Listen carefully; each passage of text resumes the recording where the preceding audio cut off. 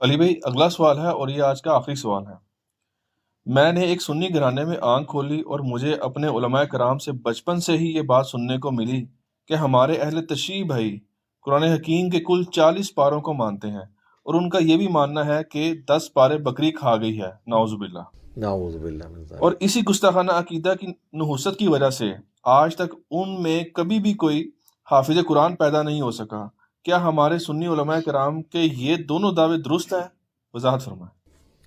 بالکل جھوٹ پہ مبنی ہے جی، آپ نے خود کبھی تصدیق نہیں کی۔ آج تک کسی سنی عالم نے یا سنی پبلک میں سے کسی شخص نے اہل تشیع کی مسجد میں جا کے قرآن کو فزیکلی خود چیک کیا ہے کہ وہ کتنے پاروں والا قرآن چھاپ رہے ہیں یا وہ کس قرآن کو مانتے ہیں؟ تو آپ کو پتہ چل جاتا۔ یہ جو میرے ہاتھ میں قرآن ہے نا میرے بھائی، یہ سعودیہ سے چھپا ہوا ہے، اور یہ جس رائٹر کا لکھا ہوا ہے نا وہ ابھی بھی زندہ ہے۔ 15-20 سال اسے شافاد پرنٹنگ پریس والوں نے جاب دیے رکھی، میں 80s کی بات کر رہا ہوں۔ اسی وقت انہوں نے اس سے یہ قرآن لکھوایا، اور کمال کی اس کی رائٹنگ ہے کہ ہر صفحے کے اوپر آیت مکمل ہو رہی ہے ایک۔ یہ آلموسٹ آپ دیکھ لیں 500 سے بھی زیادہ، 600 صفحات کے اوپر یہ مصحف ہے، اور اس کا نام ہے عثمان طٰہٰ، دمشق شام کا وہ رائٹر ہے جس نے یہ کاتب جس نے یہ قرآن لکھا ہے۔ یہ بلو بائنڈنگ کے ساتھ سعودیہ سے چھپ رہا ہے، یہی ریڈ بائنڈنگ کے ساتھ اسی کے رائٹس ہیں جو ایران سے چھپ رہا ہے۔ آپ پاکستان میں شیعہ کا کوئی بھی مدرسہ دیکھ لیں، اس میں یہی قرآن پڑھا ہوگا، سیم چھاپا۔ تو یہ پھر جھوٹے پروپیگنڈے انہوں نے کیوں کیے ہوئے ہیں خام خواہ کہ جی ان کا تو یہ عقیدہ ہے؟ بھائی قرآن جو ہے یہ مشرق سے لے کر مغرب تک، شمال سے جنوب تک، دنیا میں ہر مسلمان کے گھر ایک ہی مصحف ہے، کوئی اختلاف نہیں ہے مصحف کے اوپر۔ کتابوں کے اندر اگر روایتوں کا چکر آیا تو وہ تو میری الگ سے ویڈیو ریکارڈ موجود ہے۔ اہل سنت اور اہل تشیع دونوں کے ہاں اس قسم کی مردود روایتیں پائی جاتی ہیں، یا آؤٹ آف کانٹیکسٹ وہ روایتیں کوٹ کی جاتی ہیں جس سے عام آدمی کو یہ شائبہ ہوتا ہے کہ یہ قرآن کو محفوظ نہیں مانتے۔ اور آپ کو حیرانگی ہوگی کہ صرف سنی نہیں، شیعہ بھی اہل سنت کے بارے میں اس طرح کے دعوے کرتے ہیں کہ یہ اس قرآن کو محفوظ نہیں مانتے، اور اس قرآن کے بارے میں جس کے بارے میں قرآن میں خود گارنٹی ہے، سورۃ الحجر کی آیت نمبر 9، اِنَّا نَحْنُ نَزَّلْنَا الذِّكْرَ وَإِنَّا لَهُ لَحَافِظُونَ۔ اس الذکر یاد دہانی کو، اس کتاب کو ہم نے نازل کیا، ہم ہی اس کی حفاظت کرنے والے ہیں۔ اللہ نے حفاظت کی گارنٹی خود لی ہوئی ہے، تو اس کے لیے کسی عالم دین سے سرٹیفکیٹ کی ضرورت نہیں ہے۔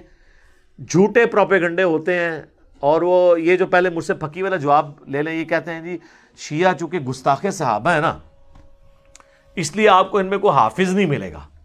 اچھا، تو میرا سوال ہے کہ گستاخ صحابہ بڑا مسئلہ ہے یا گستاخ رسول ہونا؟ تو بریلویوں کے نزدیک اہل حدیث اور دیوبندی پکے گستاخ رسول ہیں، تو پھر اہل حدیث اور دیوبندیوں میں کوئی حافظ قرآن نہیں ہونا چاہیے۔ ہائے ہائے ہائے ہائے، کیسی پھکی ہے اس تو بڑی پھکی؟ گستاخ رسول بڑی چیز ہے یا اللہ کا گستاخ ہونا؟ ہاں، تو اہل حدیث اور دیوبند کے نزدیک بریلوی مشرک ہیں اور وہ اللہ کے گستاخ ہے کیونکہ اللہ کے ساتھ شرک کر رہے ہیں، تو بریلویوں میں تو کوئی حافظ قرآن نہیں پھر ہونا چاہیے۔ تو کیا پریکٹیکلی ایسا ہی ہے کہ بریلویوں کے اندر کوئی حافظ قرآن نہیں ہے، دیوبند اور اہل حدیث کے اندر کوئی حافظ قرآن نہیں ہے؟ تو یہ جو آپ نے کہانی کرائی تھی، یہ چورن بیچا تھا، وہ تو میں نے فزیکلی آپ کا ختم کر دیا۔ رہ گئے اہل تشیع، تو سر پاکستان میں ٹرینڈ نہیں ہے اہل تشیع کے ہاں حفظ والا، اب حفظ کے مدرسے ان کے آئے ہیں۔ ہمارے پاس جو حیدر نقوی بھائی آتے ہیں وہ حافظ قرآن ہے، اور ماشاءاللہ اس طرح ان کو کراس ریفرنسز یاد ہیں کہ آپ حیران ہو جائیں۔ بڑے پکے حفاظ بھی اس طرح نہیں کہ ریفرنس کوٹ کر سکتے۔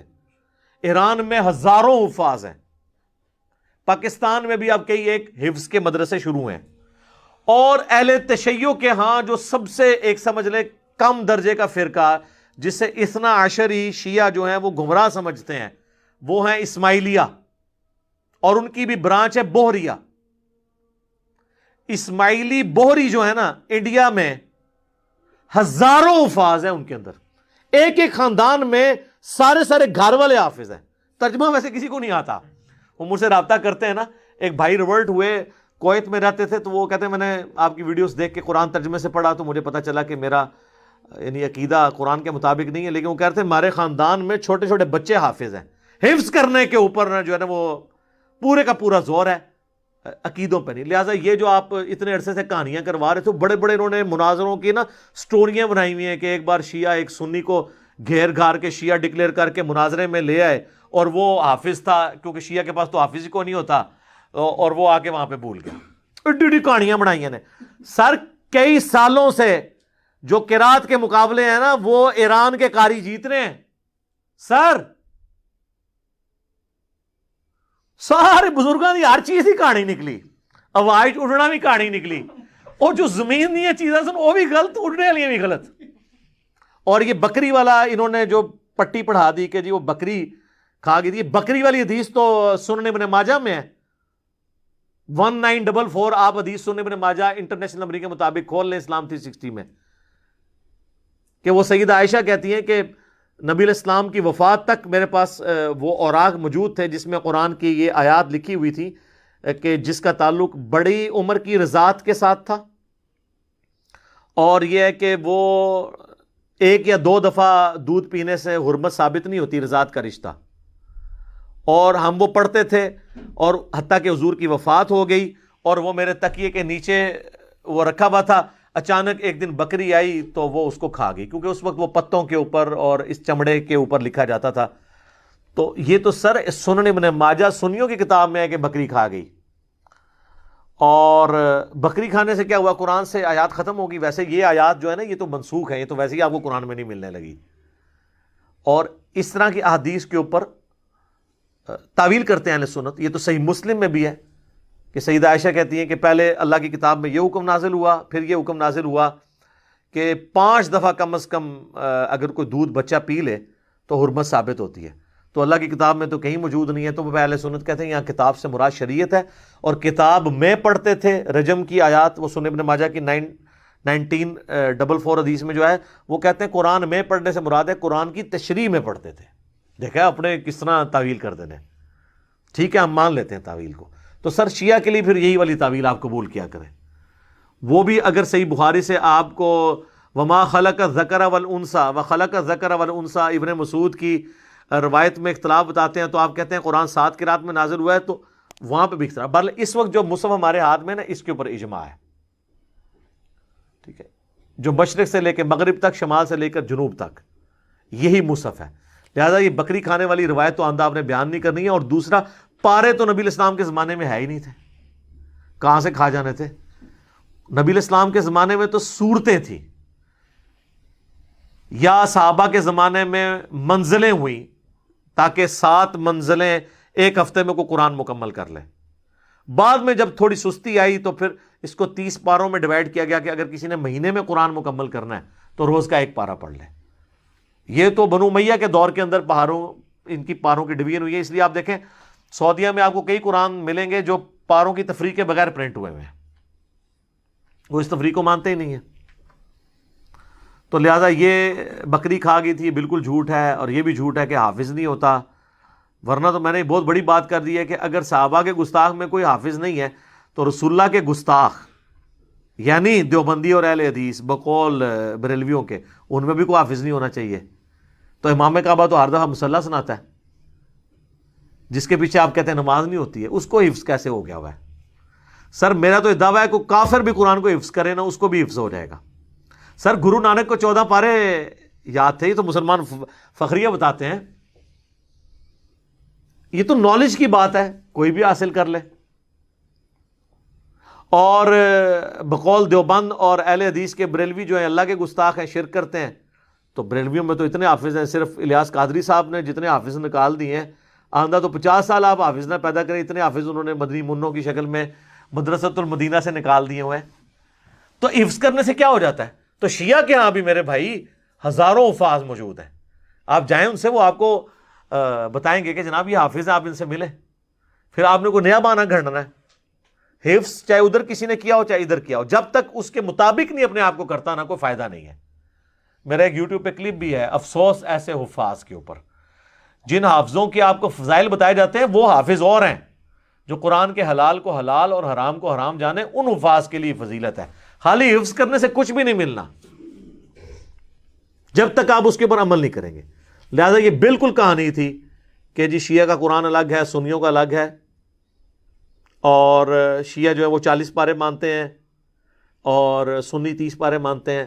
میرے بھائی ہم تو 40-30 کی تفریق سے بھی پہلے کی بات کرتے ہیں. قرآن کی 114 صورتیں ہیں. میری اس حوالے سے کئی ایک ویڈیوز قرآن کے تعارف کے اوپر ریکارڈڈ موجود ہیں. قرآن کی جو تفسیر ریکارڈ ہوئی اس میں پہلے 6 لیکچرز قرآن کے انٹروڈکشن میں نے 40 پوائنٹس کور کیے ہیں. اس میں نے یہ چیزیں ڈسکس کی تھی کہ خدا کے لیے ایک دوسرے پہ جھوٹے الزام لگانا چھوڑیں. غیر مسلم جب اس طرح کے مناظرے ویڈیوز دیکھتے ہوں گے تو کیا سوچتے ہوں گے مسلمانوں کے بارے میں کہ ان کا تو اپنی ایک جو کتاب ہے اس کے اوپر ہی کوئی اتفاق نہیں ہے، جبکہ پریکٹیکلی سب یہی قرآن پڑھ رہے ہیں. بتائیں نا کسی شیعہ کے گھر سے دوسرا قرآن نکلا ہے یا کسی سنی کے گھر سے دوسرا قرآن نکلا ہے، پریکٹیکلی تو اسی کو فالو کر رہے ہیں. تو پھر بات خام خواہ چند کمزور روایات یا آؤٹ آف کانٹیکس روایات اٹھا کر جن کو سنی شیعہ کے بڑے محدثین خود ریجیکٹ کرتے ہوں یا تعویل کرتے ہوں، وہ آپ ان کے کھاتے میں تو نہ ڈالیں. امین الحسینی صاحب ہیں ایک شیعہ کے اسکالر، انہوں نے کتاب لکھی ہے شیعت کا مقدمہ.